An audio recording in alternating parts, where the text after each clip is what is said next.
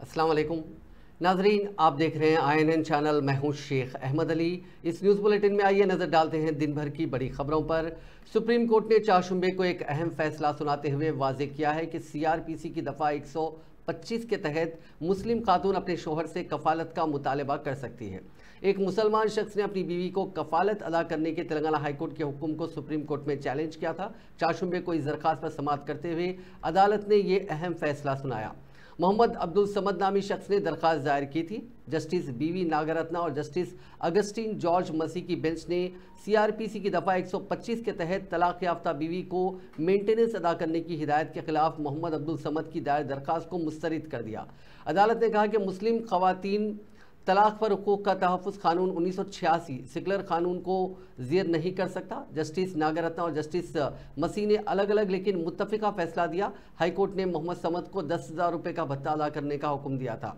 Justice Nagarathna ने फैसला सुनाते हुए कहा कि हम क्रिमिनल अपील को इस नतीजे के साथ खारिज कर रहे हैं कि CRPC की दफ़ा 125 तमाम खवातीन पर लागू होती है, न कि सिर्फ शादीशुदा खवातीन पर। अदालत ने अपने फैसले में यह भी कहा कि अगर मुताल्लिक़ा मुस्लिम खातून CRPC की दफ़ा 125 के तहत दरख्वास्त के ज़ेर इल्तिवा होने के दौरान तलाक ले लेती है तो वो मुस्लिम खवातीन तलाक पर हुकूक का तहफ़्फ़ुज़ एक्ट 2019 की मदद ले सकती है।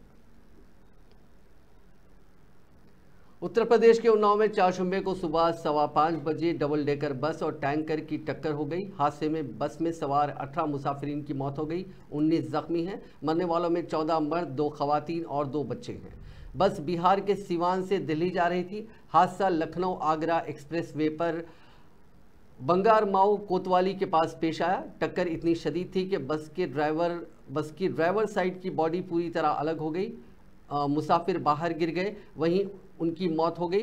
हादसे के वीडियो सामने आए हैं। इनमें देखा जा सकता है कि सड़क पर लाशें बिखरी पड़ी हैं। लाशों को देखकर एक पुलिस एहलकार बेहोश हो गया। पुलिस ने बताया कि दूध के टैंकर को ओवरटेक करने के दौरान बस बेकाबू होकर टैंकर को टक्कर मारती हुई पलट गई। DM गौरांग राठी ने बताया कि बस में 57 मुसाफिर सवार थे। करीब 20 मुसाफिर महफूज हैं। 19 जख्मियों को उन्नाव डिस्ट्रिक्ट हॉस्पिटल में भर्ती किया गया है। 5 की हालत तशवीशनाक बताई गई है। यात्रा मंदिर जा रहे हैं। अरे सवारी वाली है यात्रा, थोड़ा सवारी होती है।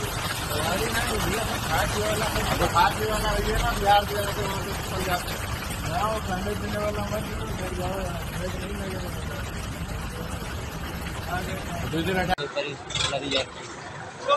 मरा ना।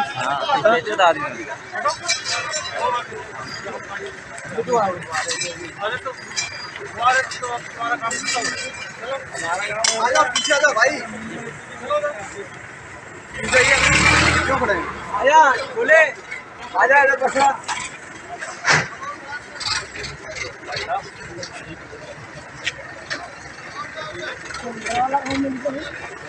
टंकर वाले ग्लास में पड़ी, टंकर के पैसा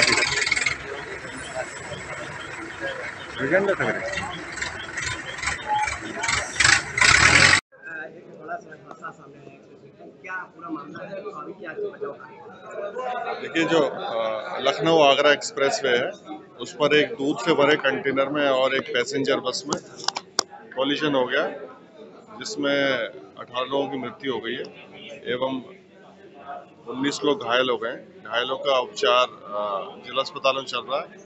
5 घायलों को रेफर किया जा रहा है लखनऊ बेहतर उपचार के लिए, और सभी बचाव कार्य किए जा रहे हैं। और जो मृतक है और घायल है उनकी पहचान सुनिश्चित की जा रही है, उनके परिजनों को सूचित किया जा रहा है। नंबर भी जारी कर दिए गए हैं जिस पर वो फोन करके सूचना प्राप्त कर सकते हैं। अभी 18 की रिपोर्ट है, बाकी जो प्रगति होगी अवगत कराया जाएगा। वज़ीर-ए-आज़म नरेंद्र मोदी ने उत्तर प्रदेश के उन्नाव में पेश आए सड़क हादसे को तकलीफदा करार देते हुए मरने वालों के लवाहिकीन को 2-2 लाख रुपए और जख्मियों को 50-50 हज़ार रुपये मुआवजा देने का ऐलान किया है। मोदी ने आज सोशल मीडिया पर एक पोस्ट में कहा कि उत्तर प्रदेश के उन्नाव में सड़क हादसा काफ़ी तकलीफदा है। इस हादसे में जिन लोगों ने अपनों को खो दिया है उनके तय गहरी ताज़ियत का इजहार करता हूँ। ईश्वर उन्हें इस मुश्किल वक्त में ताकत दे। इसके साथ ही मैं ज़ख्मियों की जल्द सेहतियाबी के लिए दुआ गो हूँ। रियासती सरकार की देखरेख में मकामी इंतज़ामिया मुतासरीन की हर मुमकिन मदद फराहम करने में मसरूफ़ है। वज़ीर आज़म के दफ्तर ने कहा कि वज़ीर आज़म ने हादसे में मरने वालों के लवाहीन को वज़ीर आज़म के कौमी रिलीफ फंड से 2-2 लाख रुपये और ज़ख्मियों को 50-50 हज़ार रुपये देने का भी ऐलान किया है। तेलंगाना हुकूमत ने आज senior IPS officer doctor Jitendra को रियासत का नया डायरेक्टर जनरल ऑफ पुलिस मुकर्रर किया है। आज इस सिलसिले में अहकाम जारी किए गए। इन अहकाम के जारी होने के कुछ ही देर बाद डॉक्टर जितेंद्र ने बहैसियत डीजीपी अपना चार्ज संभाल लिया।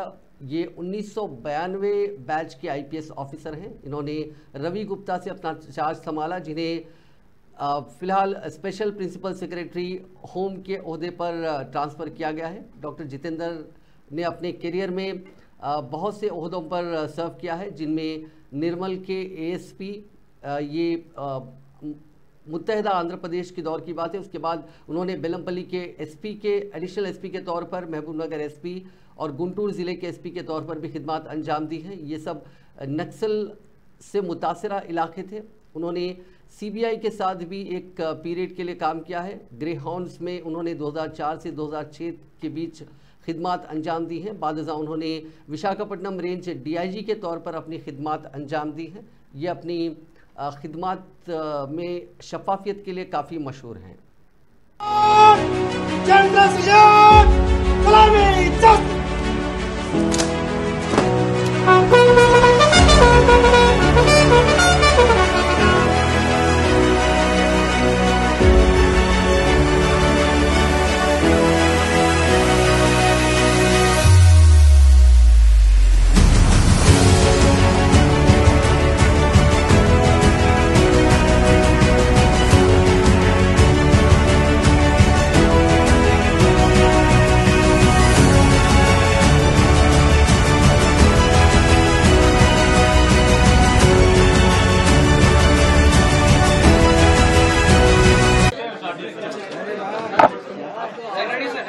Good evening, everyone.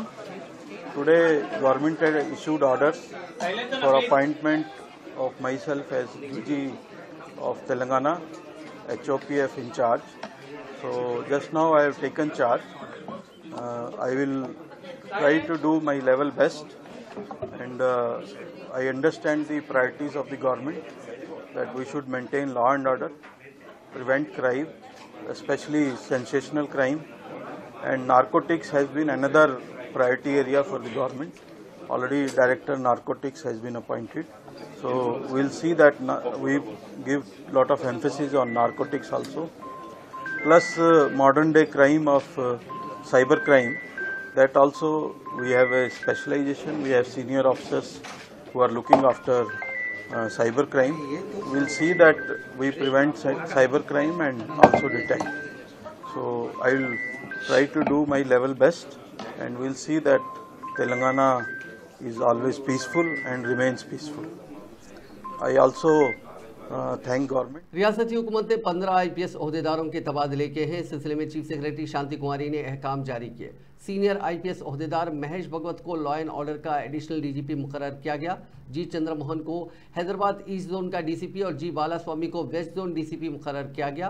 स्वाति लागरा को होमगार्ड और ऑर्गेनाइजेशन का एडिशनल डीजीपी बनाया गया। दीगर ट्रांसफर्ड आईपीएस ओहदेदारों में Stephen Ravindra additional director general greyhounds, Vijay Kumar additional DG police personnel, Sanjay Kumar additional DG ASP battalion, Sudhir Babu commissioner Rachakonda police, Tarun Joshi director general ACB, इसके अलावा Chandrashekar Reddy IG multi zone, K Ramesh Naidu Satyanarayana IG multi zone 2। इसी तरह मुख्तलिफ ओहदेदारों के तबादले आज हो चुके हैं। चीफ मिनिस्टर रेवंत रेड्डी ने कौमी शाहराहों की तामीर के लिए हुसूल अराजी के अमल में ताख़ीर की वजूहात के बारे में ज़िला कलेक्टर से वाकिफियत हासिल की, जिस पर ज़िला कलेक्टर ने चीफ मिनिस्टर को बताया कि ज़मीन की सरकारी कीमत और खुलेआम मार्केट की कीमत में काफ़ी फ़र्क पाया जाता है, जिसकी वजह से किसान अपनी ज़मीन को हुकूमत के हवाले करने से गुरेज कर रहे हैं। चीफ मिनिस्टर रेवंत रेड्डी ने आज सेक्रेटेरिएट में वीडियो कॉन्फ्रेंस के जरिए ज़िला कलेक्टर से बातचीत की और कौमी शाहराहों के तामीरी काम में ताख़ीर की वजूहात दरियाफ्त की। बादशाह उन्होंने ज़िला कलेक्टर्स को मशवरा दिया कि वो इंसानी हमदर्दी की बुनियाद पर किसानों से अराजी हासिल करें। उन्होंने क़वायद के मुताबिक किसानों को ज़्यादा से ज़्यादा मुआवजा फराहम करने का भी मशवरा दिया।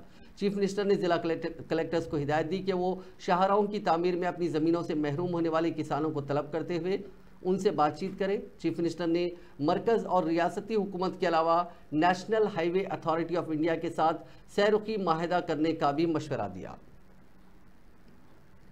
साबिक रुकने राज्यसभा व सीनियर कांग्रेस कायद वी हनुमंतराव ने गांधी भवन में मीडिया से बात करते हुए हिंदुस्तानी क्रिकेट टीम को T20 वर्ल्ड कप में चैंपियन बनने पर मुबारकबाद पेश की और हैदराबादी क्रिकेटर मोहम्मद सिराज को तेलंगाना हुकूमत की जानिब से सरकारी मुलाजिमत फराहम करने के अलावा अराजी की फराहमी पर वज़ीर आला रेवंत रेड्डी से इजहार तशक्कुर किया। उन्होंने वज़ीर आला रेवंत रेड्डी से मुतालबा किया कि वो खेलों को फ़रोग़ देने के साथ साथ हर ज़िले में एक स्टेडियम की तामीर के लिए 12 एकड़ अराजी फराहम करें।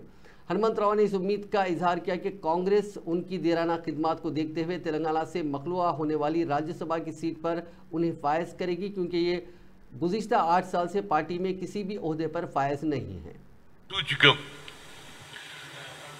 అందుగురించే ఆ మొహమ్మద్ సిరాజ్ సిఎఫ్ఐ చైర్మన్ గా రాజీవ్ గాంధీ అండర్ 2019-2020 టోర్నమెంట్ లో బాగా బౌలింగ్ చేసి పేరు తెచ్చుకున్నప్పుడు నేనే అతన్ని సన్మానం చేయడం జరిగింది। అలాంటి వ్యక్తి ఇలా భారతదేశంలో పేరు తెచ్చుకున్నందుకు నాకు చాలా సంతోషం। అట్ ది సేమ్ టైం నా రిక్వెస్ట్, ఇవాళ ఎక్కడ చూసినా డ్రగ్స్ డ్రగ్స్ డ్రగ్స్ అవుతున్నాయి। యావత్ భారతదేశంలో అన్నిటికంటే ఉత్సాహమైనటువంటి గేమ్ ఏదంటే అది క్రికెట్। గల్లీలలో ఆడుతున్నారు, రోడ్ల మీద ఆడుతున్నారు, ఎక్కడ చూసినా క్రికెట్ క్రేజీ ఉన్నది। కనుక నా ఉద్దేశం ఏమిటంటే రాష్ట్ర ముఖ్యమంత్రితో గెలిచి వచ్చినాక అవార్డు ఇవ్వడం కాదు, గెలవక ముందు కూడా అతను చిన్న స్థాయి నుంచి పైకి వస్తుంటే ఇతర దేశాలలో టాలెంట్ను అక్కడి నుంచే పెంచుతారు। అందుగురించి నేను ముఖ్యమంత్రి గారిని కోరుతున్నాను, నేను కూడా రాజీవ్ గాంధీ సద్భావన, రాజీవ్ గాంధీ ఏషియన్ గేమ్స్ జరిపిన తర్వాత బీయింగ్ ఏ ఫార్మర్ స్పోర్ట్స్ మినిస్టర్గా సిఎఫ్ఐ 16 ఏళ్ల నుంచి నడిపిస్తున్నా। ప్రతి సంవత్సరం కూడా సద్భావనకు ఒక బాయ్ ఒక గర్ల్కు ఏది 1000 రూపాయలు ఏది సంవత్సరం పొడుగా అప్కమింగ్, అది ఫుట్బాల్ కావచ్చు, క్రికెట్ కావచ్చు, కబడ్డీ కావచ్చు, వాలీబాల్ కావచ్చు, టెన్నిస్ కావచ్చు, అందరికీ నేను చేస్తా ఉన్నా। కానీ నాకు ఒక ఆలోచన ఏమొచ్చిందంటే ముఖ్యమంత్రి గారు చొరవ తీసుకొని ఇలా ప్రాజెక్టు అన్నీ కూడా పూర్తి కావాలి, నీళ్లు రావాలి, అభివృద్ధి చెందాలి అని ఒక పక్క ఎంప్లాయ్మెంట్। तेलंगाना कानून साज काउंसिल के सदर नशीन गुत्ता सुखिंदर रेड्डी ने कहा कि तवील अरसे से ज़ेर इल्तवा मसाइल की यकसोई के लिए दोनों रियासतों के चीफ मिनिस्टर्स की मुलाकात एक खुश आइंद इक़दाम है। उन्होंने नलगुंडा में मीडिया के नुमाइंदों से गैर रस्मी बातचीत करते हुए दोनों रियासतों के चीफ मिनिस्टर्स को मशवरा दिया कि वो मसाइल के मुस्तकिल हल दरियाफ्त करें। उन्होंने उम्मीद जाहिर की कि इस मुलाकात के बाद दोनों रियासतों के दरमियान पाए जाने वाले मसाइल बहुत जल्द हल कर लिए जाएंगे। उन्होंने कहा कि दो चीफ मिनिस्टरों की मुलाकात को तरक्की के नज़रिए से देखा जाना चाहिए, इसमें सियासी नुक्ते नज़र नहीं रहना चाहिए। सुखिंदर रेड्डी ने कहा कि तेलंगाना रियासत को दरियाए कृष्णा से पानी लिफ्ट के जरिए हासिल करना होगा, इसके सिवा दूसरा कोई रास्ता नहीं है। इसलिए दरियाए कृष्णा के पानी की तकसीम के मामले में आंध्र प्रदेश हुकूमत को ताउन करने की ज़रूरत है। मरकजी वजीर जी किशन रेड्डी ने अपने पार्लिमानी हल्के सिकंदराबाद के अंबरपेट में कई तरक्याती कामों का इफ्तिताह अंजाम दिया। उन्होंने आवाम से मुलाकात की, उनके मसाइल दरियाफ्त किए। बाद मीडिया से बात करते हुए उन्होंने रियासती हुकूमत और वज़ीर आला रेवंत रेड्डी पर तनकीद करते हुए इल्ज़ाम आयद किया कि उन्होंने नए राशन कार्ड फराहम न करते हुए शहर के गरीब आवाम को मरकजी हुकूमत की जानिब से सरबराह किए जाने वाले चावलों से महरूम रखा। बीआरएस के साबिक रुकन असेंबली जी किशोर ने चीफ मिनिस्टर रेवंत रेड्डी के हालिया तबसरों पर सख्त तनकीद की, जिसमें उन्होंने कहा था कि अगर बीआरएस कायदीन मरण व्रत शुरू करेंगे तो बेरोजगारों का दर्द खत्म हो जाएगा। तेलंगाना भवन में मीडिया से खिताब करते हुए उन्होंने वजीर आला के रिमार्क्स की शदीद मजम्मत की। किशोर ने बीआरएस कायदीन केटी रामाराव और हरीश राव को बेरोजगारों के लिए डेथ मार्च शुरू करने की तजवीज़ पर रेवंत रेड्डी को आड़े हाथों लिया। उन्होंने कहा कि ऐसे अल्फाज एक वजीर आला के ओहदे के शख्स के लिए मुनासिब नहीं है। उन्होंने कहा कि बीआरएस कायदीन ने तेलंगाना तहरीक के दौरान मुतअद्दिद तहरीकों और मुजाहरों में हिस्सा लिया, उनके खिलाफ सैकड़ों मुकदमा दर्ज हुए और हम सब जेल गए। उस वक्त रेवंत रेड्डी कहाँ थे? మానిస్తూ నేను ఈరోజు అడుగుతున్నా, మొన్న పార్లమెంట్లో రాహుల్ గాంధీ కూడా మాట్లాడాడు, నీట్ పరీక్షకు సంబంధించి విద్యార్థి ఆందోళన చేస్తున్నారు, ఎందుకు రద్దు చేస్తలేరు? వాళ్ళు దీక్షలు చేస్తున్నారు, ధర్నాలు చేస్తున్నారు, రాస్తారోకోలు చేస్తారని చెప్పేసి రాహుల్ గాంధీ మాట్లాడాడు. అంటే ఇప్పుడు నువ్వు అనేది ఏంది? ఇప్పుడు రాహుల్ గాంధీని కూడా ఆమరణ నిరాదీక్ష చేయమని చెప్పి నీటి గురించి నువ్వు ఆయనకు చెప్తావా? మరి రాహుల్ గాంధీని కూడా దీక్ష చేసి చచ్చిపోమని అంటున్నావు అంటను. లేకపోతే ఈ రాష్ట్రానికి పట్టినటువంటి ఒక చీడ పురుగు, ఒక దరిద్రం తెలియక నెత్తినెత్తుకున్నాం, ఇంత ఎదవని చెప్పి తెలియదు రేవంత్ రెడ్డి గారు. కాబట్టి వాడే దీక్ష చేసి ఆ నీటి గురించి మరి వాడు చచ్చిపోతే పీడవద్దని చెప్పేసి తెలంగాణ ప్రజలు కోరుకుంటారని చెప్పేసి అంటే బాగుంటుందా? న్యాయమేనా అది? నోరు తెరిస్తే ఇబ్బందికరమైన మాటలు. ఒక రాష్ట్రానికి ముఖ్యమంత్రి లాగున్నా ముఖ్యమంత్రి హోదాలో నేను ఏం పని చేయాలి, ఏం రివ్యూ చేయాలి, వాళ్ళు అడిగేటువంటి కోరిక నిజాయితీ ఉన్నదా లేదా, దాన్ని ఏం చేద్దాం అనేటువంటి సోయ లేదు. నోటికి ఎంత వస్తుందంత ఒక షాడిస్ట్ లాగా షాడిస్టే బిహేవ్ చేస్తారు. వాడు చచ్చిపోవాలి, వీడు చచ్చిపోవాలి, నాకు కూడా అడ్డం రావద్దు. ఇంత పెద్ద ఉద్యమం జరుగుతూ ఉంటే సరే మీడియా సంస్థలతో మరి యాజమాన్యంతో ఏం ఆడుకున్నాడో, ఏం మేనేజ్ చేసుకున్నాడో, ఆ కవరేజ్ తక్కువనే ఉంది. అయినా సోషల్ మీడియా బాగానే ఉంది కాబట్టి నడుస్తూనే ఉంది, ఇబ్బంది లేదు. ప్రజలకు చేరాల్సిన విషయం చేరుతున్నది. ప్రజా గొంతుకలు, ప్రభుత్వ వ్యతిరేక గొంతుకలు అని చెప్పేసి కేసీఆర్ గారి 9.5 సంవత్సరాల పాలనలో మొత్తుకున్నటువంటి మరి గొంతులని మూగపోయినాయి. ఎక్కడ పోయినా అర్థమవుతుంది ఆ గొంతులని. ఈ కోదండరామంటుడు ఎక్కడ పోయిండు? ఆ ఎమ్మెల్సీ పదవి కోసం పాపం కాంగ్రెస్ पार्टी। सीपीएम पॉलिट ब्यूरो के रुकन बीवी राघवलू ने वजीर आजम नरेंद्र मोदी से सवाल किया कि अगर पूरे मुल्क की तरक्की हुई है तो हालिया पार्लिमानी इंतखाबात में बीजेपी की नशिस्तें क्यों कम हुई। वो रूस के दौरे के दौरान वज़ीर आज़म के बयान का जवाब दे रहे थे। राघवलू ने कहा कि बीजेपी ने इंतखाबात में रकम को बेदरी खर्च किया। उन्होंने कहा कि कांग्रेस बीजेपी को कंट्रोल करने में नाकाम रही है। सीपीएम ने इंडिया इत्तेहाद को आगे बढ़ाने में जो कुर्बानियाँ दी हैं वो किसी और ने नहीं दी हैं। हालांकि मगरबी बंगाल में सीपीएम और कांग्रेस की नशिस्तों पर इत्तेफाक किया गया था, लेकिन कांग्रेस के एक भी कौमी लीडर ने इंतखाबी मुहिम नहीं चलाई। सीपीएम का मकसद वोट सीट नहीं बल्कि मुल्क बचाना है। మోడీ గారు ఇప్పుడు విదేశీ పర్యటనలో ఉన్నారు. రష్యాలో 2 రోజుల పాటు అక్కడ ఉన్నారు. ఇప్పుడు ఇంకో దేశం వెళ్ళారు. నిన్ననే రష్యా పర్యటనలో ఆయన ఒక మాట అన్నారు. భారతదేశం యొక్క అభివృద్ధిని చూసి ప్రపంచమంతా దిగ్భ్రాంతి చెందుతుంది అని చెప్పేసి ఆయన ఒక మాట అన్నారు. ఈ 10 సంవత్సరాల్లో అంత గొప్ప దిగ్భ్రాంతికి గురి చేసేంత గొప్ప అభివృద్ధి సాధించబడితే మన జరిగిన ఎన్నికల్లో మోడీ గారికి ఎందుకు ఓటమి సంభవించింది? దాదాపు అధికారం నుంచి దిగిపోవాల్సిన పరిస్థితి ఎందుకు వచ్చింది? 2 ప్రధానమైన పార్టీల మీద ఆధారపడి సంకకర్రలతో ప్రభుత్వం నడపాల్సిన పరిస్థితి ఎందుకు వచ్చింది అనేది మోడీ గారి సమాధానం చెప్పాలి. ఒక మేకపోతే గంభీర్యం చూపిస్తున్నారు. ఓటమిని జీర్ణించుకోలేక అయినా ప్రజలను మభ్యపెట్టేదానికి ఈ 3వసారి విజయం సాధించటం అనేదే చాలా గొప్ప విషయం. కాబట్టి మేము ఓటమి చెందలేదు, మాకెక్కడ లోపాలు లేవు, ప్రజలు మమ్మల్ని తిరస్కరించలేదని చెప్పేసి పత్రలో ప్రజలను ఇప్పుడు నమ్మించేదానికి ప్రయత్నం చేస్తున్నారు. तेलंगाना पब्लिक सर्विस कमीशन ने ग्रुप 2 और ग्रुप 3 इम्तिहानात के मुलतवी हो जाने से मुतालिक मुख्तलिफ सोशल मीडिया प्लेटफॉर्म्स पर गश्त होने वाली इत्तलात को गलत करार दिया और वाज़ेह किया कि ग्रुप 2 और ग्रुप 3 के इम्तिहानात जून का शेड्यूल के मुताबिक मुनक़िद होंगे। कमीशन ने इम्तिहानात के मुलतवी हो जाने से मुतालिक सोशल मीडिया इत्तलात पर भरोसा न करने का उम्मीदवारों को मशवरा दिया। वाज़ेह है कि गुज़िश्ता चंद दिनों से रियासत में मुख्तलिफ मसाबकती इम्तिहानात में शिरकत करने वाले उम्मीदवार बिलखुसूस DSC और ग्रुप इम्तिहानात लिखने वाले उम्मीदवारों की जानिब से इम्तिहानात को मुलतवी करते हुए आइंदा 2-3 माह के बाद इम्तिहान मुनक़िद करने का मुतालबा किया जा रहा है। इस सिलसिले में ये उम्मीदवार मुख्तलिफ तरीक़ों से धरने और एहतजाज मुनज़्ज़म कर रहे हैं। इस पस मंज़र में सोशल मीडिया पर ग्रुप इम्तिहानात मुलतवी हो जाने की अफवाहें फैलाई जा रही हैं, जिसकी कमीशन ने मज़म्मत करते हुए वजाहत की है। पुलिस ने शहर हैदराबाद की उस्मानिया यूनिवर्सिटी कैंपस में BRSV के कई कायदीन को हिरासत में ले लिया। BRSV लीडर जंगया ने कहा कि BRSV लीडरों को 2 लाख नौकरियां, जॉब कैलेंडर और मेगा DSC जारी करने और ग्रुप 2 और ग्रुप 3 के ओहदों में इजाफा करने के लिए बेरोजगार नौजवानों की जानिब से आवाज़ उठाने पर हिरासत में लिया गया। कैंपस में ख़ास तौर पर आर्ट्स कॉलेज में DSC इम्तिहान मुलतवी करने के मुतालबात करने वाले मुजाहिरीन के खिलाफ कार्रवाई की जा रही है। दरियासला पुलिस ने तेलंगाना स्टूडेंट्स परिषद यानी TSP के कई कायदीन को भी हिरासत में लिया, जिन्होंने रियासती यूनिवर्सिटियों में रेगुलर वाइस चांसलर्स की तकर्री में ताख़ीर पर खामोशी पर प्रोफेसर कोडनाराम के घर का मुहासरा करने का मुतालबा किया था।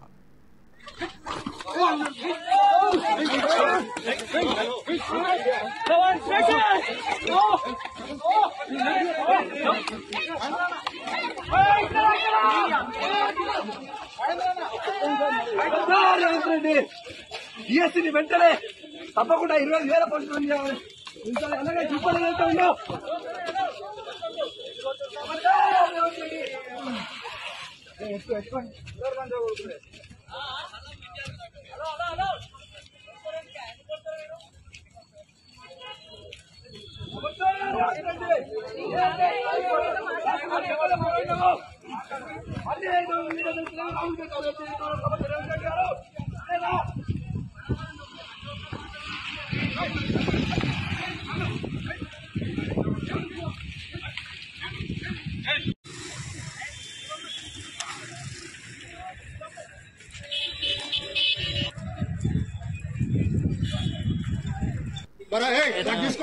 उस्मानिया यूनिवर्सिटी और दीगर मकामात पर पुलिस की जानिब से सहाफ़ियों पर किए जाने वाले हमलों के खिलाफ आज रियासती सेक्रेटेरिएट में सहाफ़ियों ने सियाह बैचेस लगाकर एहतजाज किया। सेक्रेटेरिएट के मीडिया पॉइंट के पास सहाफ़ियों ने यह एहतजाज मुनज़्ज़म किया। उन्होंने बताया कि उस्मानिया यूनिवर्सिटी में डीएससी उम्मीदवारों और बेरोज़गार नौजवानों की जानिब से किए जाने वाले एहतजाज का कवरेज करने वाले जी न्यूज़ के रिपोर्टर और एक वीडियो जर्नलिस्ट को पुलिस ने गिरफ्तार कर लिया।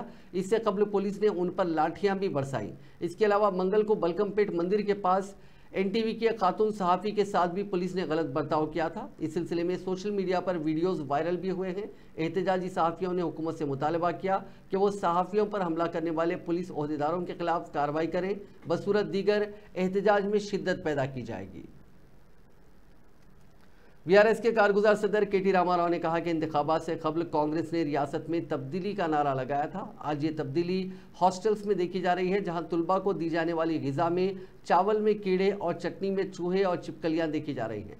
सोशल मीडिया प्लेटफॉर्म एक्स पर केटीआर ने कहा कि 10 साल कबल मुत्तहदा रियासत में कांग्रेस के दौर में सरकारी हॉस्टल्स में कीड़ों के चावल और आलूदा पानी सरबराह होता था और आज दोबारा कांग्रेस के दौर में हॉस्टल्स की सूरत हाल भी साबिक़ की तरह ही देखी जा रही है, जहां खाने में कीड़े छिपकलियां देखी जा रही हैं। उन्होंने कहा कि चंद दिन कबल भोनगिर वेलफेयर हॉस्टल में समेत ग़िज़ा से कई बच्चे बीमार पड़ गए और गुज़िश्ता रोज़ कुमटपल्ली के पास हॉस्टल में उपमे में छिपकली पाई गई, जिससे 20 तुलबा दस्तों-क़ाई के साथ हॉस्पिटल में शरीक हुए और सुल्तानपुर के जेएनटीयू के हॉस्टल के कैंटीन में चटनी में चूहा दौड़ता हुआ नजर आया। केटीआर ने सवाल किया कि अगर इस तरह की ग़िज़ा तुलबा को दी जाती है तो उनकी जानों की कौन जमानत देगा। एक चौंका देने वाले वाक़े में एक शख्स ने शहर हैदराबाद के नवाही इलाके अब्दुल्लापुर मेट में कार को झील में डाल दिया। इस तरह उसने अपने 3 बच्चों को हलाक करने और अपनी ज़िंदगी का खात्मा करने की कोशिश की। वनसलीपुरम के बीएनडी नगर का रहने वाला अशोक अपने 3 बच्चों के साथ सुबह तकरीबन 6 बजे अब्दुल्लापुर मेट में इनामगोड़ा झील पहुंचा। उसने गाड़ी के तमाम दरवाजे बंद किए और फिर उसे झील में डाल दिया। इतला मिलने पर मकामी अफराद ने पुलिस को इतला दी और उन्हें बचाने की कोशिशें शुरू कर दी। काफ़ी कोशिशों के बाद चारों को बाहिफाजत निकाल लिया गया। अब्दुल्लापुर मेट पुलिस ने बताया कि अशोक के बीवी के साथ झगड़े हो रहे थे, जिसकी वजह से उसने ये इंतहाई इक़दाम किया।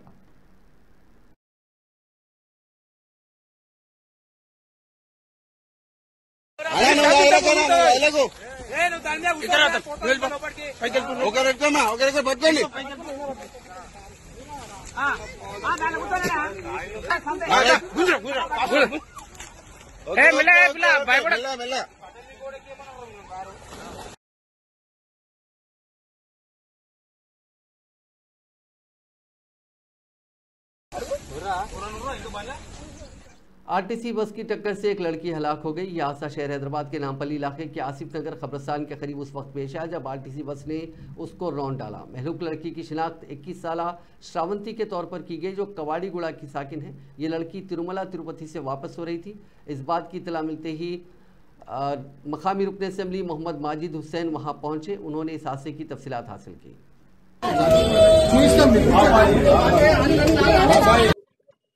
फीमेल बेबी श्रावंती, इसका नाम श्रावंती है। She lives at Domalgada, Kavadguda division. Yesterday they have returned today morning from Tirupati, Tirumala. She is going to give a prasadam of Tirumala Lord Venkateshwara Swami's prasadam.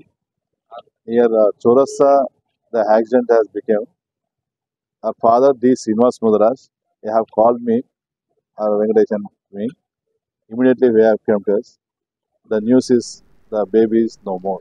Langar house police ने कामयाबी से डकैती के case का सुराग लगाकर 4 अफराद को गिरफ्तार कर लिया। पुलिस ने मुलजिम से 20 मोबाइल फ़ोन जब्त किए, जिनमें इस केस से मुतालिक फ़ोन भी शामिल है, जिनकी मालियत तकरीबन 3 लाख रुपए बताई गई है। 6 जुलाई को अब्दुल हसन नामी एक शख्स ने शिकायत दर्ज कराई कि 5 जुलाई की रात करीब 10 बजे वो ख्वाजागुड़ा से टोली चौकी के लिए ऑटो रिक्शा में सवार हुए। गाड़ी में पहले से 3 अफराद सवार थे। रात करीब 10:30 बजे शागौस होटल के पास वो पहुंचे और एक मुसाफिर ने उन्हें चाकू से डराकर उनसे तकरीबन 20,000 रुपये मालियत का फ़ोन छीन लिया और साथ ही उनका पर्स छीन लिया। उन्होंने पुलिस से इसकी शिकायत दर्ज कराई। पुलिस ने जांच शुरू की और 9 जुलाई को इन मुलजिमीन को गिरफ्तार कर लिया गया। मुलजिमीन की पहचान मोहम्मद साजिद, सैयद तौकीर, सैयद वली हुसैन और सैयद रहमतुल्लाह के तौर पर की गई। एक और मुलजिम नोमान मफरूर है। ఓకే, ఈ లంగరోజు పోలీస్ స్టేషన్ ఏరియాలో ఇక్కడ గోల్కొండ ఏసీపీ గారి ఆధ్వర్యంలో లంగరోజు ఇన్స్పెక్టర్ ప్లస్ వాళ్ళ వీళ్ళు కూడా పక్కమట కూర్చుంటారు, వీళ్ళు కూడా ప్యాసింజర్ లెక్కనే కూర్చొని వాళ్ళ तेलंगाना के जिले जगतियाल में डिग्री की तालिबा ने खुदकुशी कर ली। ये वाकया जिले के शिकापुर में मंगल की शाम पेश आया। पुलिस के मुताबिक 19 साला रंगम पूजिता ने उस वक्त घर में फांसी ले ली जब उसके घर वाले बाहर गए हुए थे। जब वो घर वापस आए तो उन्होंने उसे फांसी से लटका हुआ पाया। लड़की जिसने अपना इंटरमीडिएट मुकम्मिल किया था, करीमनगर शहर के एक प्राइवेट कॉलेज में डिग्री साल अव्वल में तालीम हासिल कर रही थी। उसकी किसी भी सहेली ने उसके साथ दाखिला नहीं लिया था, जिसकी वजह से वो मायूस थी। उसका बाप खलीज में मुलाजिमत करता है जबकि उसकी मां सब्जी फरोश है। उत्तराखंड में शदीद बारिश की वजह से कई मकामात पर लैंडस्लाइडिंग और सैलाब की वजह से हालात ख़राब हैं। चाशुम्बे को पहाड़ का एक बड़ा हिस्सा रियासत के चिम्पोली में पतलगंगा लिंक्सी टनल पर गिरा। इसकी दिल दहला देने वाली वीडियो भी मंजर आम पर आ गई। सुरंग के करीब सड़क पर मलबा गिरने की वजह से जोशीमठ बद्रीनाथ कौमी शाहराह बंद कर दी गई है। रियासत में गुज़िश्ता 24 घंटों के दौरान शदीद बारिश की वजह से 3 लोगों की मौत हो गई है। पूरे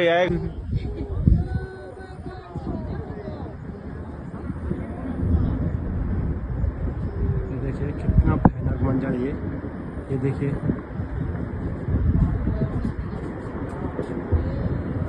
कितना भयानक मंजर लाइव हुआ है ये देखिए।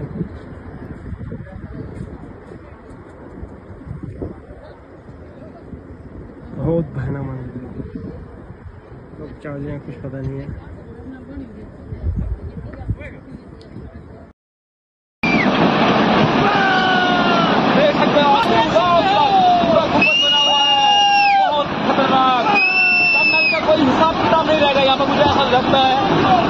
उड़ीसा के पुरी में रथ यात्रा के त्योहार के दौरान भगवान बालाभद्र की मूर्ति के गिरने से जगन्नाथ मंदिर के कम से कम 9 खिदमत गुजार जख्मी हो गए। यह वाकया उस वक्त पेश आया जब मूर्ति को रथ से मंदिर ले जाया जा रहा था। एक अहलकार ने एक न्यूज़ एजेंसी को बताया कि हादसा पहंडी की रस्म के दौरान पेश आया, जिसमें लकड़ी की भारी मूर्ति को भगवान बालाभद्र के रथ से नीचे उतारा जाता है ताकि उसे गंडीचा मंदिर ले जा सके। मूर्ति को ले जाने वाले खिदमतगुजार इस अमल के दौरान इस पर कंट्रोल खो बैठे, जिसके नतीजे में यह हादसा पेश आया।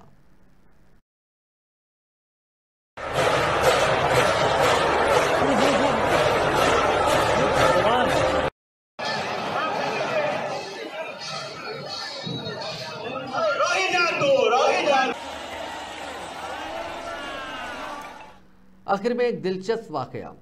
आदिलाबाद के आनंदपुर प्राइमरी स्कूल के तुलबा उस वक्त खौफजदा हो गए जब स्कूल के मैदान में एक दरख्त गिरने के बाद खाली कमरे से अजीब व गरीब चीखें सुनाई देने लगी। बच्चों को तुलबा ने मान लिया था कि कमरे में भूत है और वो क्लास में जाने से बहुत डरने लगे। तुलबा के खौफ को दूर करने के लिए रविंदर नामी एक बहादुर उस्ताद ने फैसला किया कि वो साबित करेगा कि डरने की कोई बात नहीं है। उसने पूरी रात क़यासशुदा प्रेत वाले कमरे में रात गुजारी। रविंदर की बहादुरी का मकसद तुलबा को ये दिखाना था कि उनके खौफ बेबुनियाद है। जब सुबह हुई तो तुलबा ने रविंदर को महफूज पाया और वो मुस्कुराहट के साथ कमरे से बाहर निकले। अपने उस्ताद को बेजरर देखकर उन्हें एहसास हुआ कि कमरे में कोई भूत नहीं है। इस वाक़े के बाद से बच्चे वापस स्कूल आना शुरू कर चुके हैं। नाजरीन, इस न्यूज़ बुलेटिन में बस इतना ही। आप देखते रहिए INN चैनल।